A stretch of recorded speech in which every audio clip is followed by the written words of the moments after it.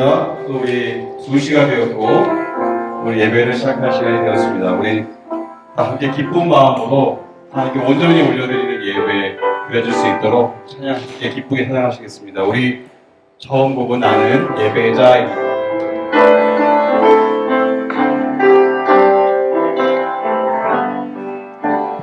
나는 하나님을 예배하는 예배자입니다. 내가 서 있는 곳 어디서나 하나님을 예배합니다. 내 영혼 거룩한 은혜를 향하여 내 마음 완전한 하나님 향하여 이곳에서 바로 이 시간 하나님을 예배합니다.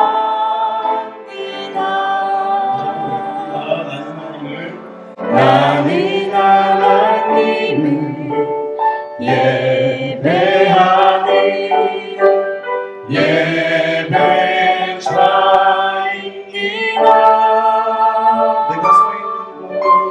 내가 서 있는 곳 어디서나 하나님을 예배합니다.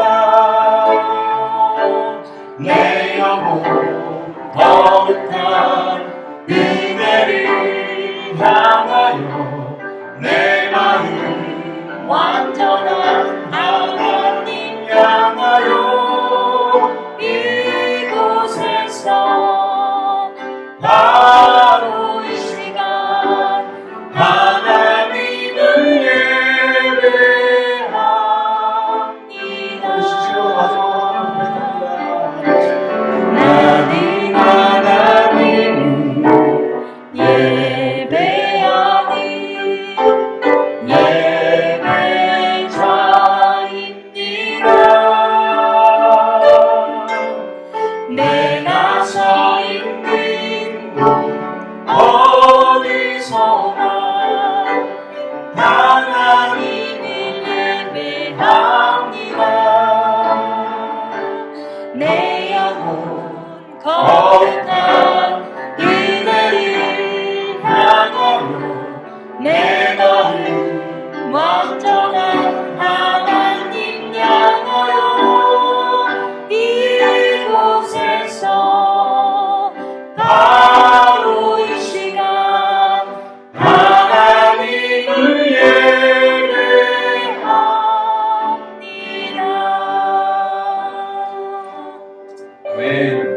우리 다 함께 일어서서 우리 기쁘게 죄에서 자유를 얻게 하는 박수 치면서 찬양하시겠습니다.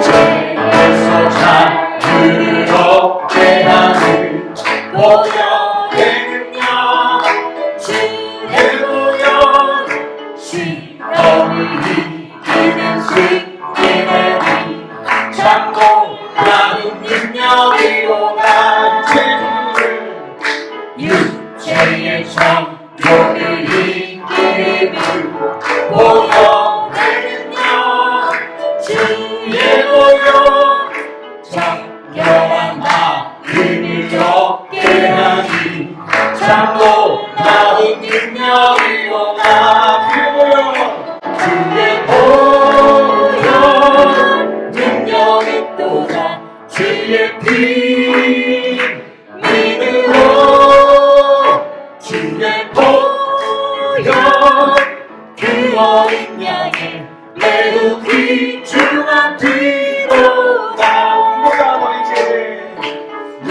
보다 더 크게 밝히는 것 보혈의 능력 주의 보혈 부정한 모든 것 밝히시니 참 놀라운 능력이로만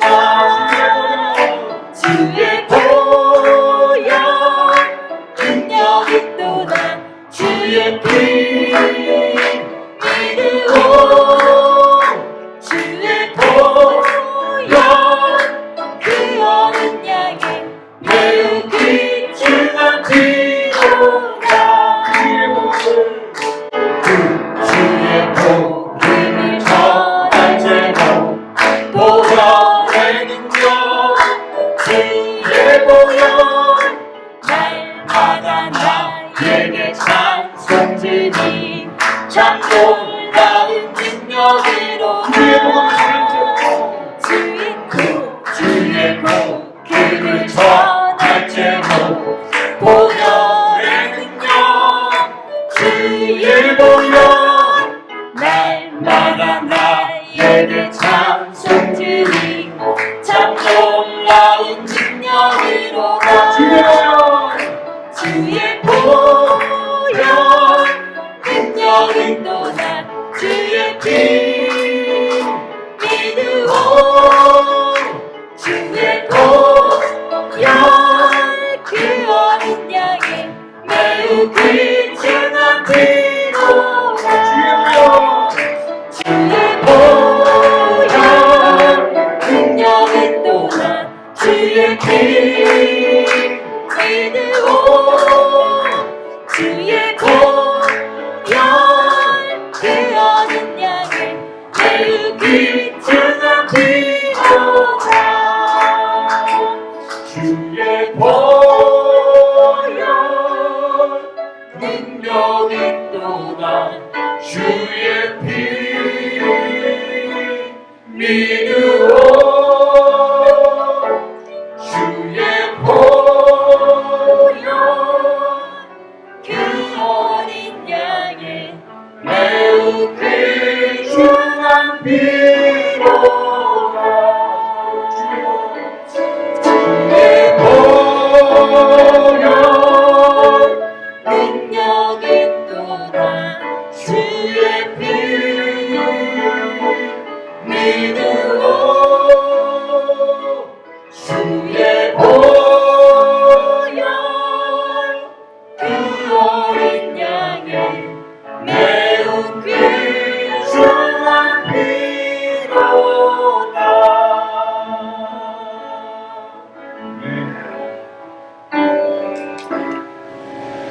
주 사랑이 나를 숨쉬게 해 내가 그 어떤 어려움 속에도 주 은혜로 나를 돌보시며 세상 끝날까지 지켜주시네 주 사랑이 나를 이끄시네 내가 갈 수 없는 그곳으로 주의 사랑 나를 붙드시며 세상 끝날까지 인도하시네 주님 나를 내 아픔 아시며 주님만이 내 맘 어루만지네 어느 누구도 나를 향하시 주님의 사랑을 끊을 수 없네 주님 나를 내 능력하시며 주님만이 나의 구원이시네 어느 누구도 나를 향하시 주님의 사랑을 끊을 수 없네 처음부터 다시 한번 고백할까요? 주 사랑이 나를 숨쉬게 해 세상 그 어떤 어려움 속에도 주 은혜로 나를 돌보시며 세상 끝날까지 지켜주시네. 주 사랑이 나를 이끄시네. 주 사랑이 나를 이끄시네. 내가 갈 수 없는 그곳으로. 그렇습니다. 주 사랑이 나를 이끄시며 주 사랑이 나를 이끄시며 세상 끝날까지 인도하시네. 주님만이 내 아픔 아시며 주님만이 내 맘 어루만지네. 어느 누구도 나를 향하시 주님의 사랑이 끊을 수 없네. 주님만이 내 능력이시며 주님만이 나의 구원이시네. 어느 누구도 나를 향하시 주님의 사랑이 끊을 수 없네. 마지막 주님만이 내 아픔 아시며 주님만이 내 아픔 아시며 주님만이 내 맘 어루만지네. 어느 누구도 나를 향하시 주님의 사랑이 끊을 수 없네. 주님만이 내 능력이시며 주님만이 나의 구원이시네. 어느 누구도 나를 향하시 주님의 사랑을 끊을 수 없네. 주님의 사랑을 끊을 수 없네. 주님의 사랑을 끊을 수 없네. 한 번 더 고백합니다. 주님의 사랑을 주님의 사랑을 끊을 수 없네.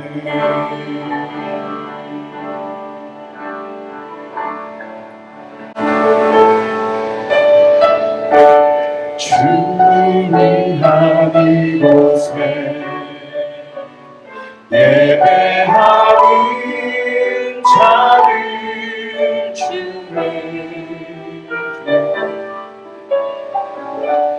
그가 잠금이 없어 주님께서 슬퍼하시네. 주님이 찾으시는 주님이 찾으시는 그 한 사람 그의 배자 내가 그 사람 되니 간절히 주께 예배하네.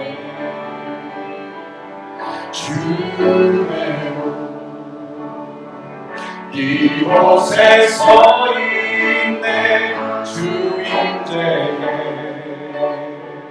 엎드려 절하네.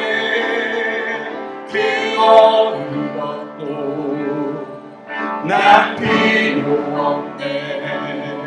주님만 곁네. 주네요 이곳에 서 있네. 주인제에 엎드려 절하네. 그 어느 것도 난 필요 없네. 주님만 경배해 주대로 주대로 이곳에 서 있네 주인제 엎드려 전하네 그 어느 것도 난 필요 없네 주님만 경배해 주대로 이곳에 서 있네 주인제 엎드려 전하네 그 어느 것도 난 필요 없네 주님만 경배해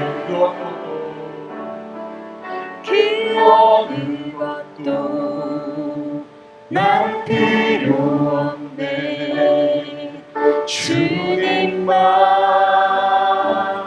경배해 아멘. 그렇습니다, 주님. 부족한 저희가 주님의 은혜로 이곳에 섰습니다. 우리 어떤 것도 선한 것이 없는데 끊을 수 없는 사랑으로 붙잡아 주시고 우리가 아직 죄인 되었을 때에 그리스도께서 우리를 위하여 죽으심으로 하나님께서 우리에게 대한 자기의 사랑을 확증하셨느니라 하신 사랑의 언약의 말씀을 의지하여 이곳에 섰습니다. 저희를 불쌍히 여기시고 온전한 예배자로 설 수 있게 인도하여 주시옵소서. 예배가 사라져가고 주님의 이름이 만몬의 우상 속에 잊혀져가는 이 엄혹한 시대 속에 주님께서 여전히 남은 자를 허락하시고 그들을 통해 일하시는 줄 믿습니다. 간절히 바라고 원하옵기는 저희 이 엠마오로 가는 길 교회가 그 남은 자들의 공동체가 되게 하여 주시고 썩어져가는 이 시대의 구원의 방주로서 역할을 감당할 수 있기를 소망하오니 저희에게 준비되어지도록 함께하여 주시옵소서. 말씀을 소중히 여기고 주님을 그저 따르는 무리가 아닌 주의 말씀에 순종하여 좁은 길로 가기를 원하는 제자가 되기를 원하여서 제자 양육이라는 이름하에 성경 공부를 저희가 시작하려고 합니다. 주님, 가르치는 자와 배우는 자 모두에게 은혜 주셔서 풍성한 은혜를 경험하며 주님의 제자로 거듭나는 기회가 되어지도록 인도하여 주시옵소서. 우리 예수님이 두루 다니시며 병든 자, 저는 자, 눈먼 자를 고쳐주셨던 것처럼 우리 안에 있는 많은 성도들의 육적인 아픔을 기억하여 주시고 주의 치유의 능력이 임하사 우리의 간절한 기도 가운데 나음을 얻는 역사를 보게 하여 주시고 그들에게는 삶의 스티그마가 되어서 주의 은혜로 나음이 평생의 전도의 도구가 될 수 있도록 역사하여 주시옵소서. 정신과 영혼이 아픈 자도 있습니다. 주 사랑이 임하여서 고통과 암흑과 같은 그들의 영혼을 치유하여 주시옵소서. 경제적으로, 관계적으로 또 여러 가지 문제가 있어서 주님께 가지고 나온 주의 백성들 돌아보시고 불쌍히 여기시고 해결받는 역사가 나타나길 소망하오니 주여 일하여 주시옵소서. 주의 말씀 앞에 저희들 불러주셨습니다. 엠마오로 가는 길에 주님께서 두 제자에게 말씀을 풀어주실 때 그들의 마음이 뜨거워졌던 것처럼 오늘 우리가 주의 말씀으로 마음이 뜨거워지며 말씀의 능력이 저희 삶에 풍성히 역사하여서 넉넉히 주님의 제자로 살아내길 간절히 소망합니다. 오늘도 주의 말씀을 증거하기 위하여 세우신 우리 곽계일 목사님께 능력을 더하시사 성령에 사로잡힌 바 말씀을 전할 수 있도록 주께서 함께하여 주시옵소서. 특히 목사님의 삶 가운데 역사하셔서 돕는 사모님과 아이들에게 동일한 은혜로 함께하여 주시고 건강과 여타의 삶에 필요한 필요를 채워주셔서 주님을 위해 헌신하고 사역하는데 지치지 않도록 채워주시옵소서. 오늘 예배가 끝나는 시간까지 온전히 주님만 높여지고 영광 받으시는 예배가 되길 소망하며 이 모든 말씀 우리를 사랑하셔서 십자가에 자기 몸을 버리신 예수 그리스도의 이름으로 기도합니다. 아멘. 하나님께서 오늘 우리에게 주신 말씀은 사도행전 18장 1절로부터 11절 말씀입니다. 이후에 바울이 아덴을 떠나 고린도에 이르러 아굴라라 하는 본도에서 난 유대인 하나를 만나니 글라우디오가 모든 유대인을 명하여 로마에서 떠나라 한 고로 그가 그 아내 브리스길라와 함께 이달리아로부터 새로 온지라 바울이 그들에게 가매 업이 같음으로 함께 거하여 일을 하니 그 업은 장막을 만드는 것이더라. 안식일마다 바울이 회당에서 강론하고 유대인과 헬라인을 권면하니라. 실라와 디모데가 마게도냐로서 내려오매 바울이 하나님의 말씀에 붙잡혀 유대인들에게 예수는 그리스도라 밝히 증거하니 저희가 대적하여 회방하거늘 바울이 옷을 떨어 가로되 너희 피가 너희 머리로 돌아갈 것이요 나는 깨끗하니라. 이후에는 이방인에게로 가니라 하고 거기서 옮겨 하나님을 공경하는 디도 유스도라 하는 사람의 집에 들어가니 그 집이 회당 옆이라. 또 회당장 그리스보가 온 집으로 더불어 주를 믿으며 수다한 고린도 사람도 듣고 믿어 세례를 받더라. 밤에 주께서 환상 가운데 바울에게 말씀하시되 두려워하지 말며 잠잠하지 말고 말하라. 내가 너와 함께 있음에 아무 사람도 너를 대적하여 해롭게 할 자가 없을 것이니 이는 이 성중에 내 백성이 많음이라 하시더라. 1년 6개월을 유하며 그들 가운데서 하나님의 말씀을 가르치시니라. 아멘. 오늘 본문에서 바울은 아덴을 떠나 고린도로 홀로 걷고 있었습니다. 아덴에서 그는 동역자 실라와 디모데를 다른 곳으로 먼저 보내었습니다. 그곳은 빌립보와 그리고 데살로니가였습니다.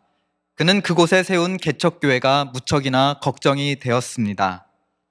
그렇지만 두 도시에서 도망가다시피 쫓겨나다시피 떠나야 했기 때문에 그는 그 개척교회들이 너무나 걱정이 되었고 자신은 돌아갈 수 없었기 때문에 두 제자를 보냈던 것입니다. 그는 그렇게 홀로 아덴을 떠나 고린도에 도착하게 됩니다. 이 고린도라는 도시에서 바울은 동역자들 혹은 제자들이 돌아오기를 기다렸습니다.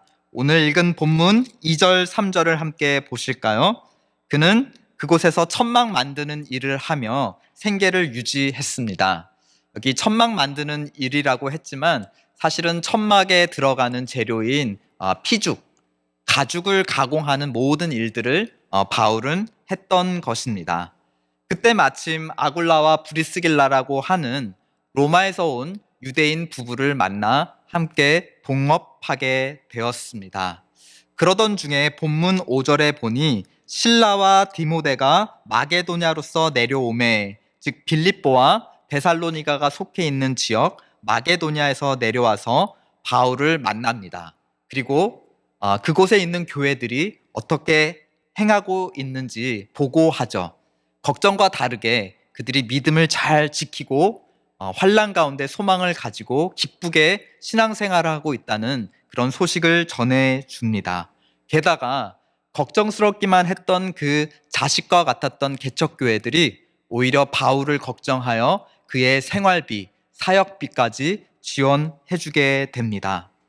바울은 그런 소식을 듣고 아버지의 마음으로 한편으론 안도하고 한편으로는 기뻐합니다.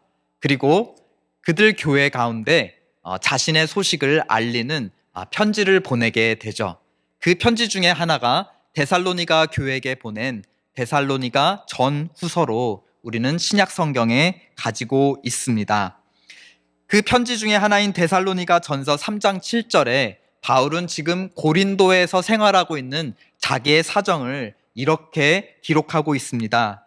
우리가 모든 궁핍과 환난 가운데서 너희 믿음으로 말미암아 오히려 너희로부터 위로를 받았다. 궁핍과 환난, 이것이 고린도에 도착했던 바울의 상황을 요약해 줍니다. 그는 배가 줄이고 환난, 여기저기 쫓겨다니며 지금 눌려 있다라는 것입니다. 지금 시리아 지역의 안디옥을 떠나 그의 집이었던 안디옥을 떠나 1년째 지금 떠돌이 생활을 하고 있는 상황입니다. 또 가는 곳마다 환영을 받아도 힘든 게 이 긴 여정인데 가는 곳마다 그곳에 있는 극성 유대인들이 자기를 비방하고 회방하고 또 헬라인 관원들에게 자꾸 자기를 고발해서 법정 소송에 휘말리게 됩니다. 그리고 가는 곳마다 그렇게 소송에 휘말려서 쫓겨나다시피 추방을 당하는 생활이 벌써 계속 이어지고 있었던 것입니다. 요즘 속된 말로 바울은 너덜너덜해진 그런 상태였던 것입니다. 고린도는 어떤 도시였는가? 이 지도에 보시면 그리스 남단에 있는 항구 도시였습니다. 그리고 그 지리적 이점 때문에 어느 지역이든 바다를 통해서 다 갈 수 있었던 지리적 이점으로 당대에 손꼽히는 국제무역 도시가 바로 고린도였습니다. 이 도시는 지금까지 바울이 거쳐왔던 어떤 도시보다도 부유하고 또 자유로운 그런 도시가 바로 고린도였죠. 이런 도시에 궁핍과 환란은 도저히 어울리지 않는 단어였습니다. 그런데 이러한 단어가 어울리는 한 사람, 바울이라는 낯선 사람이 고린도에 왔으니 그는 고린도에 어울리지 않는 이방인이었고 객일 뿐이었습니다. 내가 있을 곳이 아닌가라는 생각, 또 내 자신이 너무 초라해지고 작아지고 작아져서 내 존재 자체가 사라져버리는 것 같은 그런 경험들 여러분은 없으셨는지요? 아마 이민자라면 지금 이 바울의 상황을 공감하실 것입니다. 자기가 도저히 있을 곳이 아닌, 자기의 존재가 너무나 연약 작아진 그런 궁핍과 환란을 바울은 경험하고 있었던 것입니다. 그런 바울을 위로하고 세워주는 존재들이 있었어요. 바로 주님께서 바울에게 붙여주신 동역자들이었습니다. 먼저는 같은 처지로 로마에서 살고 있다가 황제의 명령으로 쫓겨난 아굴라와 브리스길라가 그와 동업을 하며 그에게 위로가 되어 주었습니다. 또 얼마 지나고 있지 않자 그의 동역자이고 제자였던 실라와 디모데가 기쁜 소식을 가지고 돌아와 그를 위로해 주었습니다. 그 자식 같던 마게도냐 교회들이 오히려 바울을 위로하였습니다. 그러나 그 누구보다 주님께서 그곳에 고린도 교회도 함께 계신 주님께서 바울을 위로해 주시고 붙들어 주십니다. 본문 5절 다 함께 읽어 보실까요? 시작. 실라와 디모데가 마게도냐로서 내려오매 바울이 하나님의 말씀에 붙잡혀 유대인들에게 예수는 그리스도라 밝히 증언하니. 주님께서 바울에게 다시 힘을 주셨고 또 그로 하여금 고린도라는 거대하고 부유한 도시, 자기를 잡아먹을 것 같은 그 큰 도시에서도 예수 그리스도의 복음을 전할 힘을 주님께서 주셨습니다. 언제나 그렇듯 바울은 회당에서 구약을 잘 알고 있는 회당에 들어가서 유대인에게 먼저 복음을 전했습니다. 그 다음 이방인에게로 복음을 전했죠. 또 언제나 그렇듯 주님을 영접한 사람 중에 지도자가 될 만한 사람, 그 사람 집에 가서 함께 거하고 교제합니다. 그렇게 리더로서, 교회의 지도자로서 제자 양육을 하였습니다. 그가 빌립보에 있었을 때는 루디아의 가정에 머물렀죠. 또 다음 데살로니가 도시에서는 야손이라는 사람의 집에 머물렀습니다. 오늘 본문 7절에 보니 고린도에서는 누구의 집에 머물렀다 하였습니까? 하나님을 공경하는 디도 유스도라는 사람의 집에 들어가 거하며 그와 교제하며 그에게 복음을 가르쳐 주었습니다. 그렇게 디도 유스도라는 사람의 가정을 중심으로 고린도 교회는 시작이 되었던 것입니다. 8절, 그 고린도 교회가 성장하는 모습 8절 다 함께 읽어보실까요? 시작. 또 회당장 그리스도보가 온 집으로 더불어 주를 믿으며 수다한 고린도 사람도 듣고 믿어 세례를 받더라. 이 회당장은 유대인의 회당 모임을 주관하는 장이므로 이 그리스도보와 그 온 집안은 유대인을 대표합니다. 그 다음 수다한 고린도 사람이라는 것은 유대인이 아닌 헬라인 혹은 그 무역 도시에 들어와 있던 여러 인종의 사람들을 가리키는 것입니다. 그러니까 디도 유스도라는 사람의 가정을 중심으로 세워지고 성장한 고린도 교회는 유대인과 이방인들이 섞여 있는 멀티 에트닉 철치였던 것이죠. 즉 고린도 교회의 작은 축소판이기도 하였습니다. 그런데 여기서 굉장히 흥미로운 현상을 우리가 발견하게 됩니다. 이 성공적인 전도와 개척 사역에도 불구하고 바울은 웬일인지 계속해서 두려움에 떨고 있었습니다. 그런 배경 속에서 주님께서 환상 가운데 그에게 나타나 그를 위로하고 격려해 주셨던 것이죠. 9절 한번 읽어보실까요? 다 함께 시작. 밤에 주께서 환상 가운데 바울에게 말씀하시되 두려워하지 말며 잠잠하지 말고 말하라. 그러자 바울은 다시 힘을 내어 담대히 사역을 하였습니다. 그리고 본문 1절에 보니까 무려 몇 년 동안 고린도에서 머물며 사역하였다고 기록되어 있죠. 11절에 1년 6개월, 즉 18개월 동안 머물며 말씀을 가르쳤습니다. 지금까지 바울이 전도 여행 중에 그 어떤 도시보다도 가장 오래 머물렀던 도시가 고린도였습니다. 처음에는 궁합이 맞지 않았는데 바울도 이제 고린도에서 오래 생활하다 보니 좀 뭔가 좀 이제 자연스러워지고 그랬던 것이 아닌가, 궁합이 의외로 잘 맞았던 건 아닌가 그런 생각이 듭니다. 이 싸이 오빠가 강남 스타일이라면 바울은 고린도 스타일? 고린도 스타일, 그렇죠? 바울은 고린도 스타일. 굉장히 잘 지낸 것처럼 보이죠. 개척교회도 성장해가고 많은 사람들, 유대인과 이방인들이 많은 사람들이 주를 믿고 세례를 받고 교회로 들어왔습니다. 나중에 잘 알다시피 나중에 바울이 고린도 교회에게 편지를 보내요. 그것이 이제 고린도 전서 또 고린도 후서로 우리 신약 성경에 남아 있죠. 근데 바울이 이때 당시를 회상하면서 굉장히 충격적인 고백을 합니다. 그 고백 중에 하나가 고린도전서 2장 3절에 기록되어 있는데 그가 갑자기 이렇게 충격적인 커밍아웃을 하는 거예요. 내가 너희 가운데 거할 때 사실은 약하고 두려워하고 심히 떨었노라. 무엇이 이 천하의 바울 사도를 그토록 약하고 두렵고 떨게 만들었는가?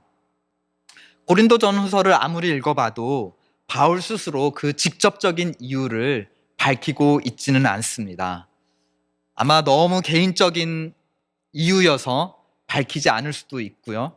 혹은 이미 1년 8개월 동안 함께 지낸 고린도 성도들은 이미 바울이 무엇 때문에 약하고 무엇에 두려워하고 무엇 때문에 떨고 있는지를 이미 알고 있었기 때문에 바울은 굳이 그 아픈 경험을, 기억을 들춰내지 않았어도 될 것이었습니다. 바울과 고린도 교회 사람들 사이에 이미 말하지 않아도 서로 아는 그런 공감대가 형성되어 있을 수도 있었겠지요. 근데 그 이유가 무엇이든지 불문하고 바울 같은 사도도 이렇게 성공적인 사역을 하는 것 같은 상황 속에서도 그가 두렵고 떨었다니 왠지 우리도 위로가 되는 것 같습니다. 그런데 오늘 본문과 또 고린도 전후서의 여러 본문들을 살펴보면 우리가 바울이 무엇 때문에 두렵고 떨었는지 우리는 몇 가지 정황들을 추측해 볼 수가 있어요. 첫 번째 이유, 추측 가능한 이유는 바로 외부 세력들의 위협이었습니다. 지금까지 바울은 어디를 가나 유대인들이 그를 극성맞게 반대하였죠. 그리고 그 지역을 다스리는 헬라인 관원들에게, 재판장들에게 그를 자꾸 고발하였습니다. 그래서 그는 계속해서 쫓겨났던 것이죠. 이 고린도에서도 다르지 않게 본문 6절을 보니 여기서도 극성 유대인들이 바울을 대적하고 모함하고 또 고린도에 머물러 있던 그 지역의 총독에게, 로마 총독에게 바울을 고소합니다. 오늘 읽지 않은 그 다음 12절을 보면 바울은 재판에 불려가서 로마 총독 갈리오라는 사람을 대면하게 돼요. 다행히도 이 갈리오가 이것은 너의 유대 종교에 관련된 일이니 사법재판부에서는 이것을 관여하지 않겠다 하여서 바울은 문제없이 고린도 교회에서 1년 6개월을 머물 수 있었습니다. 하지만 시장만 나가도 툭 하면은 자꾸 유대인들이 회방하고 툭 하면 그를 고소하려고 하는 그런 상황이라면 우리의 삶이 얼마나 정신적으로 피폐해지지 않을 수 없을 것입니다. 이 고린도전서 1장에 보면 바울이 자기를 괴롭혔던 것이 무엇인지 살짝 비추는 대목들이 있어요. 무엇보다 복음으로 인한 것이었습니다. 바울은 예수님이 십자가에서 우리 죄를 사하기 위해서 죽으셨다는 그것이 복음인 것을 계속해서 증거하였죠. 그러자 유대인들은 표적을 구하는 유대인, 하나님의 능력과 영광을 구하는 유대인들은 어떻게 그것이 하나님의 영광이 머물러 있는 하나님의 아들이냐, 그 아들이 어떻게 그렇게 비참하게 죽을 수 있냐 한다면서 그 십자가의 도를 꺼려 합니다. 또 헬라인들은 지혜를 구한다 하였죠. 하나님의 지혜라고 하는 예수 그리스도가 어떻게 그렇게 미련하게 십자가에서 처참하게 죽을 수 있냐 해서 너가 전하는 것은 참 지혜가 아니다라고 그를 배격하였습니다. 그러니까 바울은 유대인에게서도 배척을 받았고 또 다른 유대인이 아닌 고린도에 살고 있는 다른 이방인들, 헬라인에게도 배척을 받는, 어디를 가나 배척을 받는 그러한 두려움과 위협 속에 살았던 것입니다. 두 번째, 그가 두렵고 약하고 떨었던 추측 가능한 문제는 그의 개인적인 건강 문제였습니다. 고린도 후서 12장에 보면 그에게 가시 같은 육체의 질환이 있었다고 스스로 고백을 합니다. 그래서 이게 얼마나 바울을 괴롭혔던지 바울이 차라리 주님께 3번이나 특별히 간구하였다고 하였죠. 정확히 어떤 질병인지 바울은 밝히고 있지 않습니다. 다만 우리 각자가 우리 자신을 괴롭히고 있는 혹 육체의 질환이 있다면 그만큼 바울도 괴로웠을 것이라고 우리는 충분히 공감해 볼 수 있을 것입니다. 이 신체 질환 때문인지 혹은 태생이 그런지 바울의 인상은 그다지 호감이 가는 인상은 아니었다고 해요. 성경엔 기록은 없지만 이제 교회 사람들 사이에 서로 입에서 입으로 전해진 그 기록들이 있습니다. 거기에 따르면 바울의 인상은 대머리, 그리고 일자 눈썹, 갈고리 코, 매부리 코, 그리고 몸은 왜소하고 등은 이렇게 곱추같이 굽어 있었다고 합니다. 대머리에 일자 눈썹에 갈고리 코에 등이 굽어져 있는 인물. 여러분 혹시 파파 스머프라는 만화 영화 기억하시나요? 저는 어렸을 때 봤던 영화인데 거기 보면 파파 스머프하고 스머프라고 하는 이제 파란 작은 요정들이 있어요. 그 요정을 잡아먹으려고 하는 악인이 등장하는데 그 악인의 이름이 바로 가가멜입니다. 나중에 한번 인터넷에서 검색해 보세요. 가가멜. 그 가가멜을 치면 이 바울의 인상이랑 똑같은 바울의 인상과 똑같은 그런 모습이 바로 가가멜이었습니다. 그는 개인적인 굉장히 쉽게 고칠 수 없는 본인의 연약함을 항상 짊어지고 살아야 했습니다. 또 3번째, 마지막으로 그가 두렵고 떨고 힘들었던 이유를 추측해 보자면 바로 고린도 교회와의 갈등이라고 추측해 볼 수 있습니다. 이 고린도 교회는 국제무역 도시였어요. 이 국제무역 도시에 가면은 세상 곳곳에 진귀한 물품들만 교환이 되는 것이 아닙니다. 사람들이 오고 가다 보니까 이 곳곳에 진귀한 가르침들도 교역이 되는 곳, 세상의 모든 진귀한 가르침들이 모여서 경쟁하는 곳이 바로 고린도였어요. 그러니까 여기에는 아주 그 당대에 소위 좀 이빨이 강한 사람들, 썰을 잘 푸는 사람들이 아주 그냥 수두룩했던 것입니다. 근데 고린도 교회가 이제 길거리만 나가면 이런 사람들이 자기를 붙들고 자기들의 사상을 막 이제 설파를 하죠. 근데 그런 사람들을 보니까 풍채도 위풍당당하고 또 말도 얼마나 그렇게 달게 말하는지 그런 사람들이 너무 많은 거예요. 그런데 이 고린도 교회를 이끌고 있는 이 바울 사도를 보니 아까 묘사했던 가가멜과 같은 그런 이렇게 꾸부정하고 키도 작고 매부리 코에 일자 눈썹에 대머리에 그런 풍채도 너무나 보기 안 좋은 모습에 또 바울 자신도 고백하죠. 자기가 말로서는 그렇게 달변가가 아니다. 고린도 교회가 뭐라고 불평을 하냐. 이 바울은 편지를 보면은 굉장히 문장가인데 실제 만나서 얘기를 해보면 정말 힘이 없는, 말을 못하는, 지혜가 없는 사람처럼 보인다. 그러니까 이 고린도 교회가 바울을 그 주변 지역에서 만날 수 있는 아주 고귀한 달변가들과 비교하며 바울을 좀 힘들게 했던 것 같습니다. 또 고린도 교회가 누구와 비교하며 바울을 힘들게 했냐? 또 사도 베드로하고 또 비교를 했던 것 같습니다. 너가 진짜 사도가 맞냐? 베드로 사도는 예수님을 모시고 다닌 수제자였다. 너는 예수님을 본 적이 있느냐? 오히려 예수 믿는 자를 핍박하던 자가 아니냐 하고 사도 바울의 사도적 권위를 도전했던 기록들을 우리가 사도행전 곳곳에서 발견할 수 있어요. 심지어 바울의 이름이 라틴어로 무슨 뜻인지 아세요? 바울이라는 이름이 라틴어로 작은 자라는 뜻입니다. 너의 이름도 바울, 작은 자 아니냐. 그렇죠? 여러 가지로 지극히 개인적인 신체의 질환부터 교회 공동체의 안, 그리고 박, 이런 모든 전방위적으로 바울은 여러 위협과 고난과 도전에 직면하며 살았던 것입니다. 마치 사방으로 우겨쌈 당한 것 같은 그런 상황 속에 바울은 고린도에서 1년 6개월을 버텼던 것입니다. 그런데 이 문제들이 고린도를 떠났다고 해서 깨끗이 딱 칼로 도려낸 듯 잘라져내는 그런 문제가 아니었던 것 같아요. 고린도 전서 4장에 보면 이제 바울이 다른 데 가서 이제 고린도 교회한테 편지를 보내는 거죠. 지금 바울은 에베소라는 도시에 있습니다. 거기에서 지금 자기 상황을 고린도 교회에게 편지로 알려주는데 그는 이렇게 자기 상황을 보고하고 있습니다.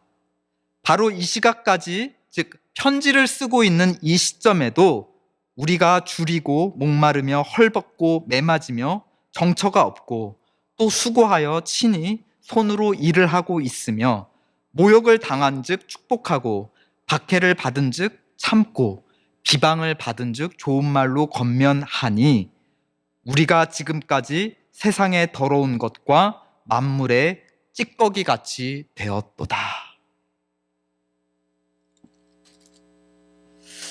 근데 여기서 놀라운 점이 있습니다. 바울은 자기 연약함과 두려움을 부정하지 않고 인정을 해요. 그리고 그것을 감추지 않고 사람들에게 드러냅니다. 놀라운 일이죠. 그런데 더 놀라운 점이 있습니다. 자기의 연약함을 인정하고 드러낼 때마다 그는 어김없이 주님을 자랑하고 증거합니다. 자기 연약함을 인정합니다.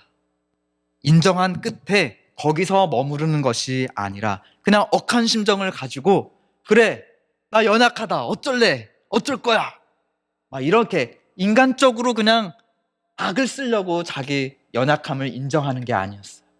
자기의 약함을 인정한 끝에 항상 무엇을 인정하고 고백하느냐? 그러므로 주님은 강하시고 영광되시다. 그러므로 참으로 주님은 부활의 주님이시다라고 주님을 자랑하고 증거했던 것입니다. 예를 들어서 바울을 괴롭혔던 것이 유대인과 헬라인들이 양쪽에서 자기를 자꾸 그가 가르치는 복음에 대해서 자꾸 비난하고 힐난했다고 하였죠. 그랬던 끝에 바울은 고린도전서 1장 24절에서 그러나 오직 부르심을 입은 자들에게는 유대인이나 헬라인이나 그리스도는 하나님의 능력이요 하나님의 지혜다라고 예수님이 누구이신지를 자랑하고 증거합니다. 그의 건강 문제가 자기를 괴롭힐 때에 그는 이렇게 고백합니다. 그것을 인정하고 드러낸 후에 고린도후서 12장에서 이렇게 고백해요. 도리어 크게 기뻐함으로 나의 여러 연약한 것들에 대하여 자랑하리니, 자기 비하에서 그치지 않은 거예요. 오히려 그것을 자랑한다라고 고백합니다. 왜? 이는 그리스도의 능력으로 내게 머물게 하려 함이라. 내가 약할 그때에 곧 강함이니라. 내가 약해.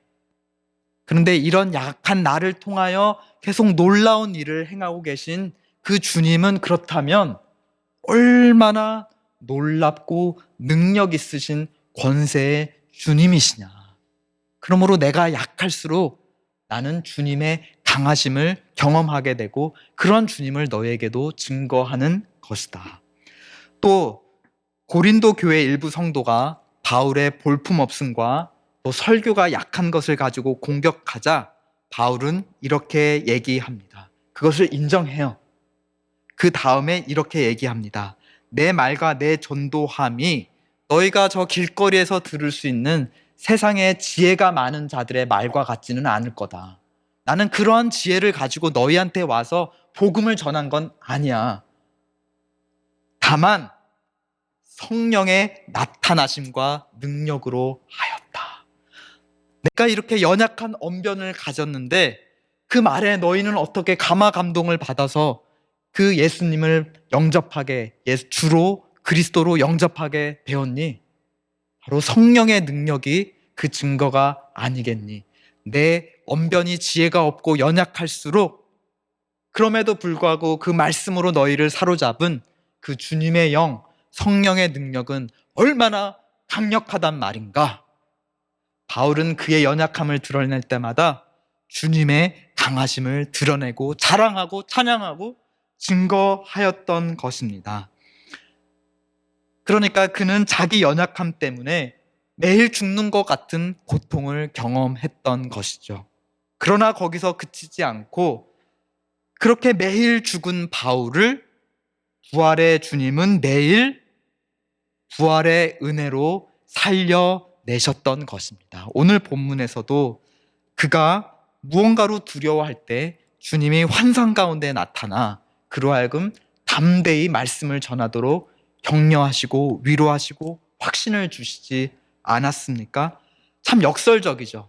그는 그의 연약함 때문에 사람들과 비교당하며 또 자신의 어쩔 수 없는 연약함 가운데 가시와 같은 질병 속에 매일매일 고통짓고 울부짖으며 죽는 경험을 하였던 것입니다. 고린도를 떠나서도 여전히 내가 만물의 때가 된 것 같다. 찌꺼기가 된 것 같아.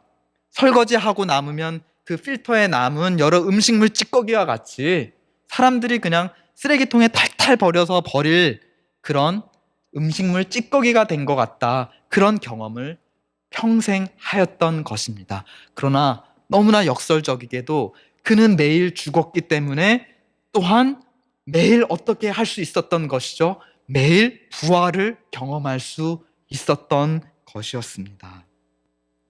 매일 죽을 수밖에 없는 자신을 매일 일으키시는 주님을 그는 고린도전서 15장에서 이렇게 찬양합니다.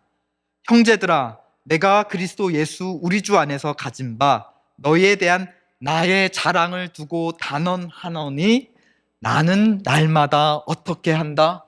나는 날마다 죽노라. 날마다 죽는 자가 어떻게 살아서 이런 자랑을 하고 있단 말입니까?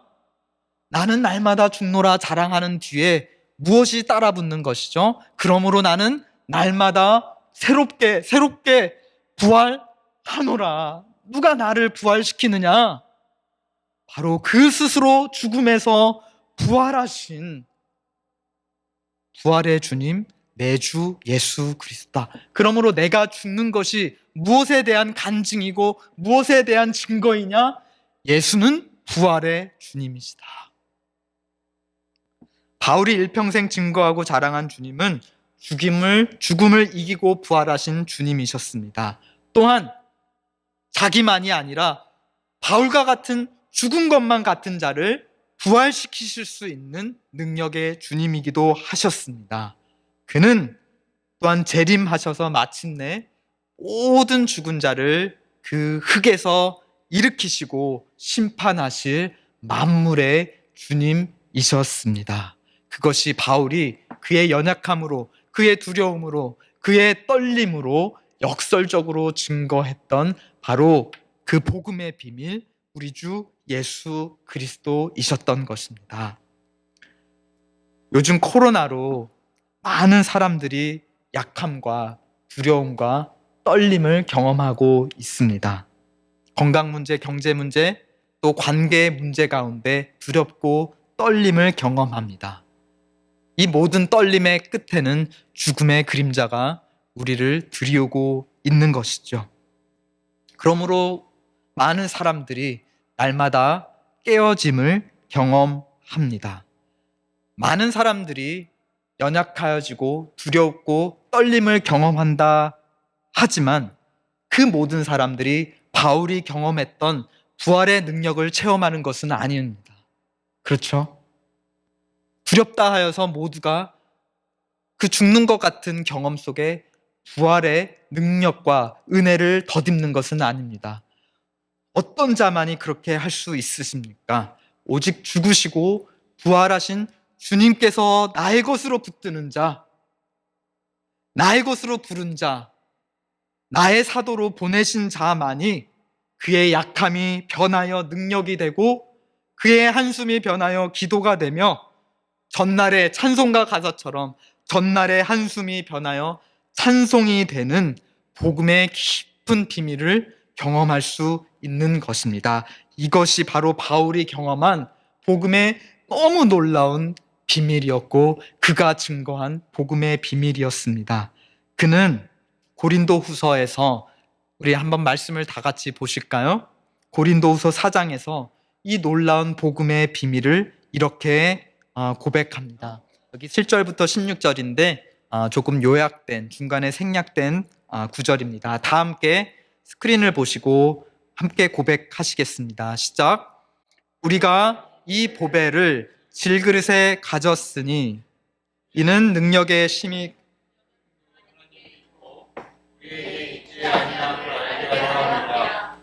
우리가 사과도 오결sam을 당하여도 쌓이지 아니하며 답답한 일을 당하여도 낙심하지 아니하며 박해를 받아도 버림과 들키지 아니하며 부끄러움을 당하여도 망하지 아니하고 우리가 항상 예수의 죽음을 몸에 지니는 예수의 생명이 또한 우리 몸에 나타나게 하여 아멘. 우리가 이 보배를 질그릇에 가졌다. 제가 그냥 질그릇 같은 걸 좀 준비해 왔습니다. 이 톡이에요. 깨질 만한 것입니다. 이것이 바울 자신이다라는 것입니다. 나는 깨질 수밖에 없는 연약한 존재이다. 이 질그릇 안에 무엇이 들어있을지 여러분은 보이시나요? 보이지 않으시죠? 이것을 드러내는 방법은 무엇일까요? 깨트려지는 것. 제가 좀 무리수를 좀 더 보겠습니다. 제가 좀 망치를 가져왔는데요. 한번 좀 깨보겠습니다. 이 안에 무엇이 금은보화가 들었으면 좋겠습니다. 다 나눠지고 우리 그걸로 맛있는 거 먹으러 가면 좋을 것 같은데요. 똥은 안 들었으면 좋겠습니다. 과연 무엇이 들었을까요? 펜 하시면 개봉을 하겠습니다. 10, 9, 8, 7, 6, 5, 4, 3, 2, 1.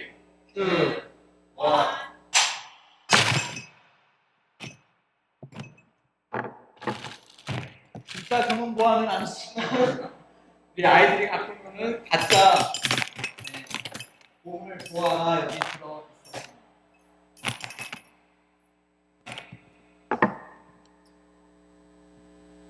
이것이 바울이 체험한 복음의 비밀이었습니다. 또 그가 증거한 복음의 비결이었습니다. 그는 깨어짐으로 그 안에 있는 자기의 주님, 부활의 주님이 드러냈던 것입니다. 그런데 그 부활의 주님은 우리는 이 깨진 토기를 다시 붙일 수 없습니다. 그러나 부활의 주님은 깨진 바울을 온전히 회복시키실 수 있으셨습니다. 우리가 깨질 때 우리 안에 계신 부활의 주님이 드러나실 수 있습니다. 다른 방법이 없는 것이죠. 그러니까 우리가 깨지지 않고 주님을 증거하고 드러낼 수 있는 방법이 없는 것이에요. 근데 깨진다고 다 우리 안에 주님이 드러나냐? 어떤 사람들은 다른 무엇이 드러날 수 있죠. 죽음에 대한 두려움, 물질에 대한 욕심, 자기만 살고 싶은 이기심, 그러한 것들이 깨질 때 드러날 수 있습니다. 그러므로 우리는 그것이 드러날까 두려워 깨지지 않으려고 엄청 노력하고 우리 자신을 단단히 둘러매는 것이죠. 그러나 그 안에 보배로운 주님을 담고 있는 질그릇인 그리스도인은 바울이 보여주었듯 자기를 깨트립니다. 그래야 그 안에 담겨있는 보배로운 하나님의 보배 예수 그리스도가 드러나기 때문입니다. 그러나 그 부활의 주님이 드러나실 때 그 주님은 바울에게 하셨던 것처럼 깨어진 우리를 영광스럽게 변화시켜 주실 것입니다. 언제 우리가 죽음에 이르고 흙으로 돌아가게 될지라도 주님께서 재림하실 때에 그 나팔 소리 앞에 우리는 부활의 영광된 몸을 입고 우리의 주님 예수 그리스도 앞에 서게 될 것입니다. 그러므로 우리 안에 부활의 주님이 진정 계시다면 우리 자신을 깨트려 그분을 드러내고 자랑하고 증거하도록 합시다. 우리가 아직 죄인 되었을 때 그리스도께서 우리를 위하여 죽으심으로, 즉 우리를 위하여 자기 몸을 깨뜨리심으로 그 안에 있는 우리를 향한 하나님의 사랑을 확증하셨느니라. 우리가 주님을 위해 깨어지기 전에 먼저 주님께서 우리를 위해 자기 몸을 깨뜨리셨습니다. 그리고 자기 안에 담겨있는 우리를 향한 무엇으로도 끊을 수 없는 하나님의 사랑을 세상 가운데 드러내 주셨습니다. 그러므로 우리가 그 증거된 이 성찬을 먹고 마실 때마다 하나님의 확증된 사랑이 우리 안에 새로워지기를 간구합니다. 우리가 이 성찬을 먹고 마실 때마다 우리도 우리 안에 들어와 계신 부활의 주님을 확신하고 세상 가운데 깨어짐으로 우리 안에 계신 보배 예수 그리스도를 증거하겠노라 결단하겠습니다. 그렇게 하기로 인정하시는 분은 자기의 몸과 마음을 돌아보신 후에 그 안에 부활의 주 예수 그리스도가 있으신 것을 확신하신 후에 사도신경으로 한 믿음을 고백하고 수찬하도록 하겠습니다. 우리 이 시간 사도신경 고백하겠습니다. 전능하사 천지를 만드신 하나님 아버지를 내가 믿사오니 그의 아들 우리 주 예수 그리스도를 믿사오니 그는 성령으로 잉태하사 동정녀 마리아에게 나시고 본디오 빌라도에게 고난을 받사 십자가에 못 박혀 죽으시고 장사한 지 사흘 만에 죽은 자 가운데서 다시 살아나시며 하늘에 오르사 전능하신 하나님 우편에 앉아 계시다가 저리로서 산자와 죽은 자를 심판하러 오시리라. 성령을 믿사오며 거룩한 공회와 성도가 서로 교통하는 것과 죄를 사하여 주시는 것과 몸이 다시 사는 것과 영원히 사는 것을 믿사옵나이다. 아멘. 곧 주 예수께서 잡히시던 밤에 떡을 가지고 축사하며 떼어 가라사대 이것은 너희를 위해 깨트리는 내 몸이니 이것을 행하여 나를 기념하라.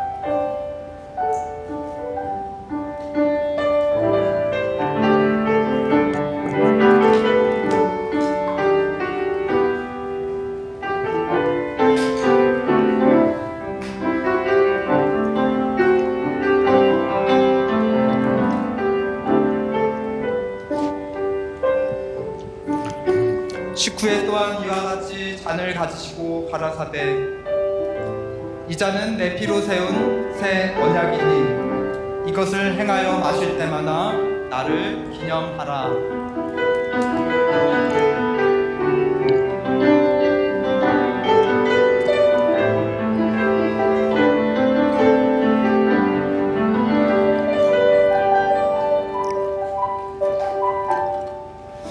성도 여러분, 그러므로 우리가 이 떡을 먹고 이 잔을 마실 때마다 주님의 죽으심을, 우리를 위해 자기 몸을 깨뜨려 주심을, 그분이 다시 오셔서 깨진 우리의 모습을 영광되게 변화시켜 주실 때까지 그분의 죽으심을 세상에 전하며 삽시다. 아멘. 우리 이 시간 그럼 다 함께 일어나셔서 서로에게 축하의 인사 드릴까요? 주님께서 당신을 위해 몸을 깨뜨리셨습니다. 우리도 주님을 위해 깨어집시다.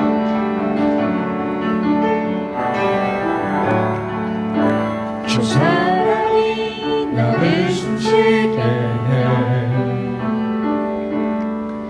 세상 그 어떤 어려움 속에도 주 은혜로 나를 돌보시며 세상 끝날까지 지켜주시네. 주 사랑이 나를 이끄시네. 내가 갈 수 없는 그곳으로 주의 사랑 나를 붙드시며 세상 끝날까지 인도하시네. 주님만이 내 아픔 아시며 주님만이 내 맘 어루만지네. 어느 누구도 나를 향하신 주님의 사랑이 끊을 수 없네. 주님만이 내 능력이시며 주님만이 나의 구원이시네. 어느 누구도 나를 향하신 주님의 사랑이 끊을 수 없네. 주님만이 내 아픔 아시며 주님만이 내 맘 어루만지네. 어느 누구도 나를 향하신 주님의 사랑이 끊을 수 없네. 주님만이 내 능력이시며 주님만이 나의 구원이시네. 어느 누구도 나를 향하신 주님의 사랑이 끊을 수 없네. 지금은 우리를 하나님의 형상으로 빚으신 아버지 하나님의 사랑과 우리 같은 질그릇 안에 담긴 보배 되신 예수 그리스도의 은혜와 우리를 예수 그리스도의 모습으로 아름답게 변화시켜 가시는 성령 하나님의 역사하심이 약해질 때 비로소 강해지고 깨어질 때 비로소 온전해지며 죽을 때야 비로소 부활할 수 있는 이 놀라운 복음의 비밀을 매일 체험하기를 소원하는 그리고 이 복음의 비밀을 매일 증거하기로 결단하는 엠마오 가는 길 교회 위에 이제로부터 영원토록 함께 계실지어다. 아멘.